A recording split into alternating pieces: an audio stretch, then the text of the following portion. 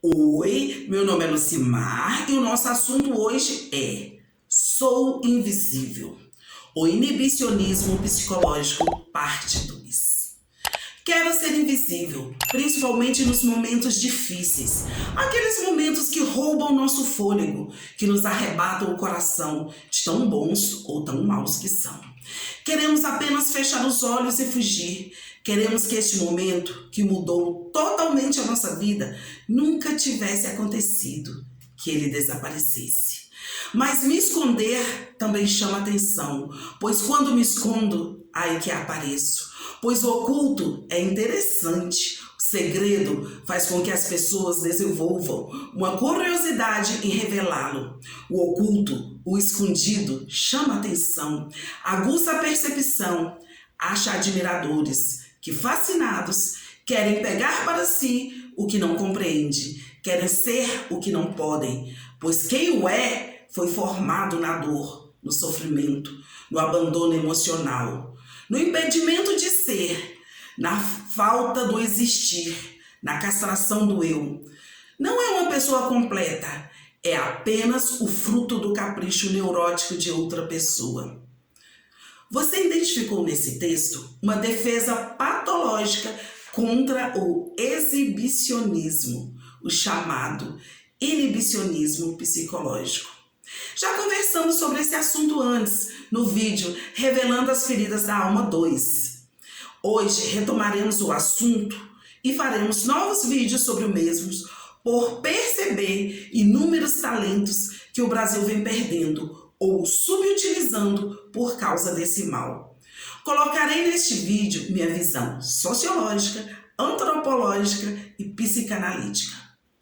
Compreendemos como inibicionismo psicológico a anemia psicológica, falta de forças para lutar pelo seu desejo.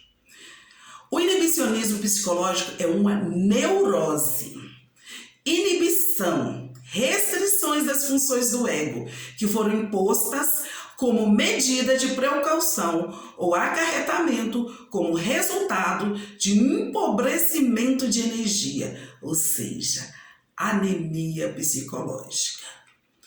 Uma pessoa que usa máscaras, que tem atitudes, que tem um modo de agir diferenciado, criado por um indivíduo para esconder modos de agir que lhe faz sofrer.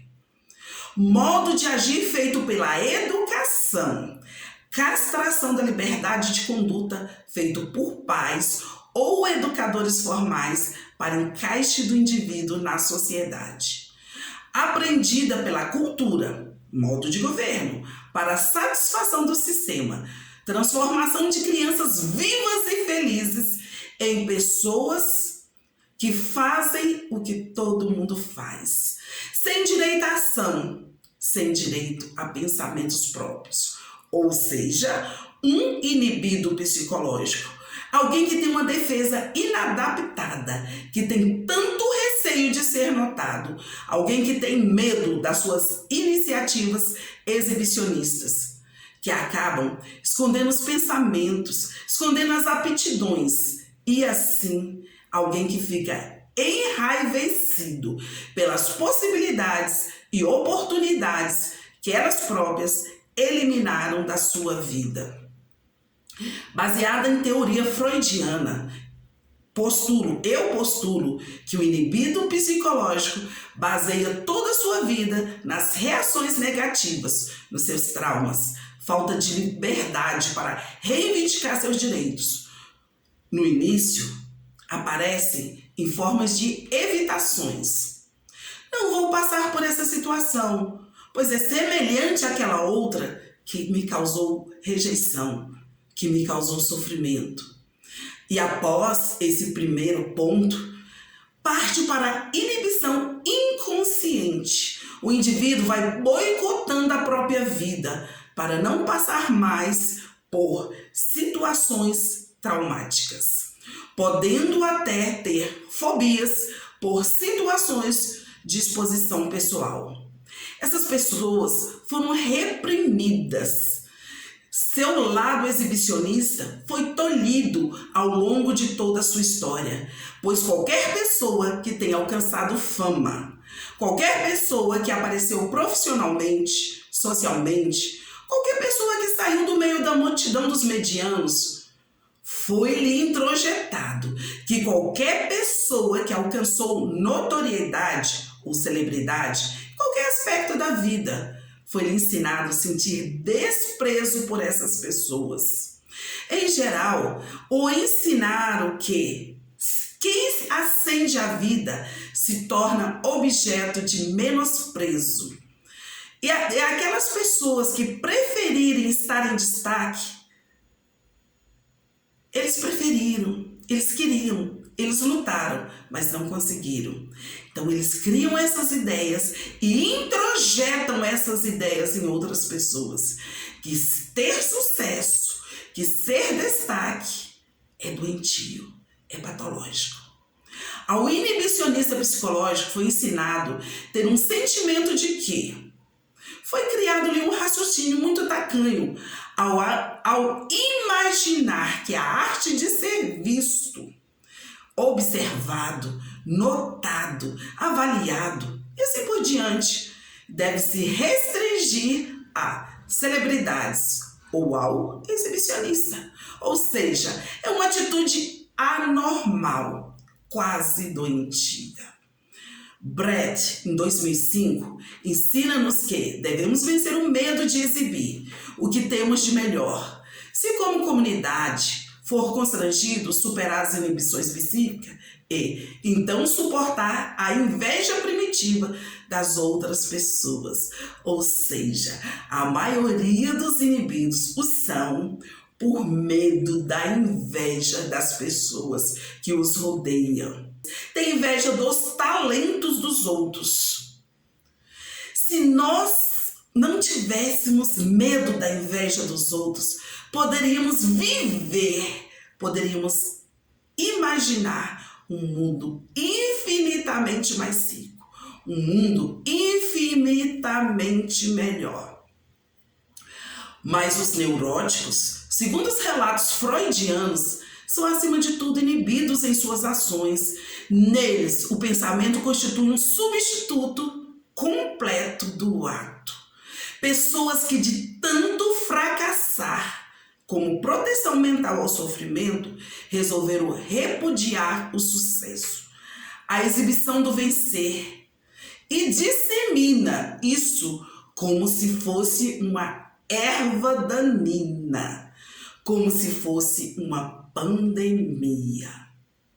Se vocês gostam desse tipo de mensagem, deixe seu like, se inscreva no canal, me ajude a divulgar esse canal. Temos muito conteúdo vindo por aí. Compartilhe os vídeos, divulgue essas mensagens. Deixe seu comentário e suas sugestões para novas mensagens.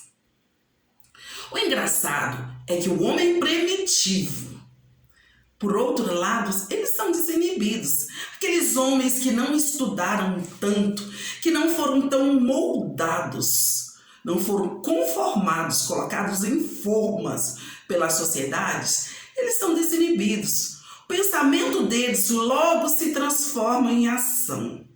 Mas quando criança, se nós não formos podados, nós éramos assim, nós éramos exibidos, nós gostávamos de aparecer. As pessoas inibidas normalmente possuem pais opressores. Toda tentativa de exibição, de aparecer em sua infância, se tornará em frustração. Na maioria das vezes, ele recebeu castigo por qualquer exibição feita. Pois essa atitude da criança é agora, no adulto, será julgada e condenada. Criança, ele recebeu castigo. Em adulto, ele é condenado como se fosse luxúria. Então, sem direito à defesa. E o que é luxúria? Luxúria é uma propensão à sexualidade exagerada, tendência excessiva ao desejo sexual. que segundo a doutrina cristã é um dos 7 pecados capitais. Então, toda manifestação espontânea, todo desejo que aparece no indivíduo inibido, lhe é proibido. Primeiro pelos seus pais, por professores, por autoridades e agora, após adulto, por ele mesmo, pelo seu inconsciente, porque o seu inconsciente é representante dos pais opressores, dos professores opressores, das autoridades que o oprimiram na sua vida de criança. Quando é estudado o inibicionismo, que já falamos em outros vídeos, que não tem muito estudo sobre isso. Por quê? Porque ele dá lucro para a sociedade. São pessoas com muito estudo, com muito conhecimento, que trabalham em empregos secundários, oferecem muito valor e têm salários mais baixos. Então, eles dão mais valia para um Estado que prefere os deixar inibidos. Quando há estudo sobre eles, é descoberto que ele é um fator de pouco aproveitamento na educação, porque o indivíduo não cresce. O inibicionismo poda o potencial da criança, como filho e como aluno. Essa criança, devido à caoticidade que viveu com seus pais repressores, com professores autoritários e também repressores, deixa de viver todo o potencial que a vida o havia concedido. Ainda tem mais. O confronto entre alunos exibicionistas nas escolas com os alunos inibicionistas potencializa seus traumas infantis e vão ser perpetuados pelo meio social por toda a sua vida. Por isso, todo inibido é paralisado nas suas ações, pois qualquer ação pode fazer com que ele perca o amor de alguém, mesmo que seja o amor de quem o inibido nem conheça. Perceberam quão é grave isso que acontece com as crianças? Ele tem medo de perder o amor que ele nunca recebeu de seus pais, o amor que ele nunca recebeu de seus professores, ou até de pessoas que teriam obrigação legal de lhes cuidar com amor, ou pelo menos lhes cuidar um cuidado especial. O inibido teme essa perda, a perda de um amor que ele nunca teve. O inibicionismo, por muitas vezes, é confundido com timidez. Isso nós já explicamos no outro vídeo. Sendo que existem diferenças extremas, mas poucos conhecidas, por falta de estudo sobre o mesmo. Para conhecer essas diferenças, assista ao vídeo Cura e Libertação, como reconhecer causas e efeitos das feridas da alma, parte 2, neste canal, na playlist Revelando as Feridas da Alma. O medo provoca fuga. Assim, esse indivíduo foge de todas as oportunidades que a vida lhe apresenta. O medo inibe e traz frustração.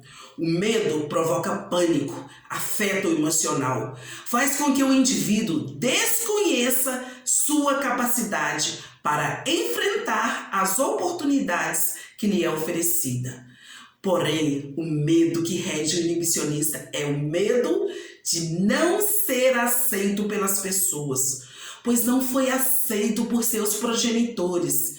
Medo de rejeição, medo de errar, pois as pessoas só o amam porque ele acerta sempre. Se errar, vai ser rejeitado novamente. Então, desenvolve o perfeccionista, uma mistura de esquizoidia com masoquismo e rigidez. Sobre esse assunto, assista a nossa playlist Feridas da Alma. Esses medos angustia o inibicionista e causa transtornos e perturbação, consciente e inconsciente. O medo desvanece os sonhos, neutraliza e inibe o potencial do indivíduo, impede que ele cresça. Eu penso que por isso, pais e professores, os estadistas, os governos, mantêm essa cultura para eliminar a concorrência de potência.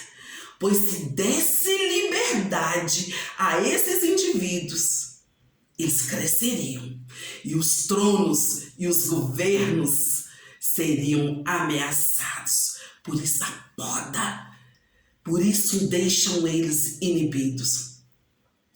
A maioria de nós ainda reage como criança. Quem disse isso é Freud. Isso ele disse em 1923. E ainda hoje nós somos imaturos emocionalmente.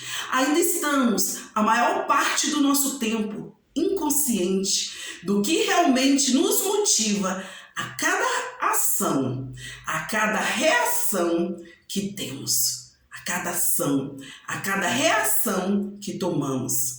Isso é um reflexo do nosso condicionamento, é uma neurose que nos foi transmitida por nossos pais, por nossos professores ou por qualquer pessoa que tinha autoridade sobre nós quando éramos criança. Pois essas autoridades também tiveram as suas ações e reações transmitidas por seus pais.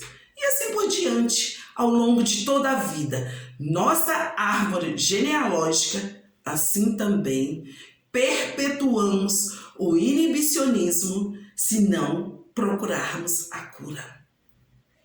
As crianças, por natureza, não são encouraçadas. Os adultos, em grande maioria, são encouraçados. São neuróticos ou com algum tipo de desvio em seu funcionamento psíquico e emocional, pois a grande maioria de nós não recebeu o tratamento devido quando era criança. E agora não conseguem ser um adulto saudável, pois um adulto saudável teria a capacidade de expressar seus sentimentos com naturalidade, seria mais consciente de suas atitudes e do reflexo delas em seu relacionamento. Seria capaz de amar e confiar mais plenamente. Então, não adoeceria, não ficaria doente ou raramente ficaria doente por conseguir lidar bem com as expressões emocionais.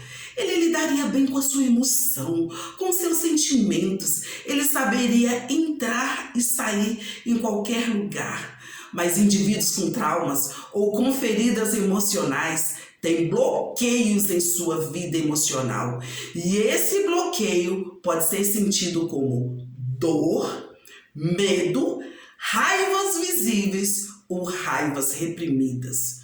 Por causa das condições caóticas em que muitas pessoas são geradas e cresceram, desenvolve tipos de comportamento que os sabotam e prejudicam o sucesso de suas vidas quando adulto. Quando crescem em famílias emocionalmente repressivas, se acostumam a negar a dor, a negar a aflição, tornando-se neurótico. No nosso caso, no caso do nosso estudo, um inibicionista psicológico. Durante os primeiros anos de vida, aprendeu a controlar sentimentos e mantê-los sufocados, porque não tinha ninguém para ouvi-lo. E quando ia falar, recebia castigo, em vez de conforto, em vez de aconchego. Então aprenderam também na infância que seriam rejeitados se falasse de desejos, se falasse sobre as suas necessidades. Essa rejeição passou a estimular o crescimento de um forte sentimento de inadequação. A pessoa se sente inadequada em quase todos os lugares onde ela entra. Ela não se sente parte. E nós temos uma necessidade de se sentir parte do lugar onde que nós vivemos. Esse indivíduo ainda não sucumbiu à psicose, mas tem a chave. E se não for amenizado o seu sofrimento, ele pode abrir a porta e fazer da loucura o seu lar. Isso quem relata não sou eu, é Franz Kafka. Ele relatou isso em 1997.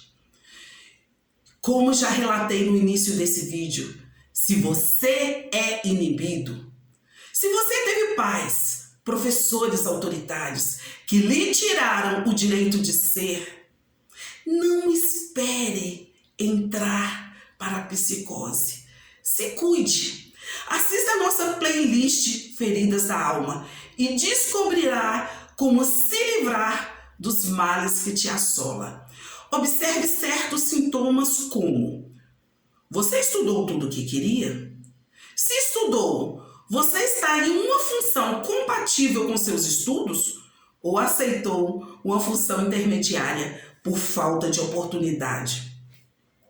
Você consegue se colocar na sua família, com seus amigos, na sociedade, no seu emprego, como um membro importante ou engole tudo que lhe é imposto? Se respondeu sim para essas perguntas, tem grande possibilidade de você ser um inibido psicológico, ou seja, ter anemia psicológica, ser anêmico mental. Então, assista os vídeos que já estão neste canal e assista os próximos que vão entrar, que nós vamos fazer. Teremos mais vídeos sobre esse assunto.